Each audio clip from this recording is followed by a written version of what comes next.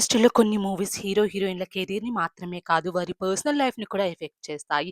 అలాంటి మూవీస్‌లో ఒకటి 'గీతా గోవిందం'. ఈ మూవీలో విజయ్ దేవరకొండ, రష్మిక మందన కలిసి నటించిన సంగతి తెలిసిందే. ఈ సినిమా ద్వారా వీరిద్దరి మధ్య మంచి స్నేహం ఏర్పడి, ఆ తర్వాత అది ప్రేమగా మారి ఇటీవల వీరిద్దరు పెళ్లి చేసుకొని కొత్త జీవితాన్ని ప్రారంభించారు. ఇదే విషయానికి సంబంధించి రీసెంట్‌గా యాక్ట్రెస్ లావణ్య త్రిపాఠి ఒక ఇంటర్వ్యూలో మాట్లాడారు. ఇంటర్వ్యూలో యాంకర్ ఆమెను ఒక ప్రశ్న అడిగాడు.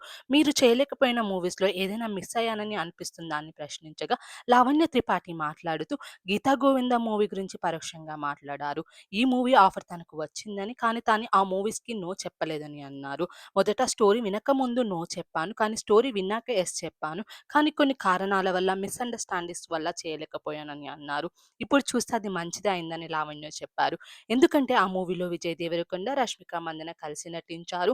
ఆ మూవీ మంచి సక్సెస్ అయింది. అదే టైంలో వారి మధ్య మంచి అనుబంధం ఏర్పడింది.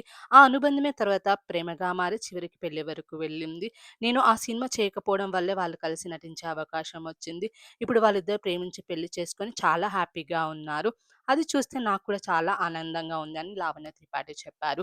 ప్రెజెంట్ లావణ్య త్రిపాఠి కూడా మెగా హీరో వరుణ్ తేజ్‌ని పెళ్లి చేసుకొని కుటుంబ జీవితాన్ని ఆనందంగా గడుపుతూ తన పర్సనల్ లైఫ్‌లో హ్యాపీగా ఉన్నారు.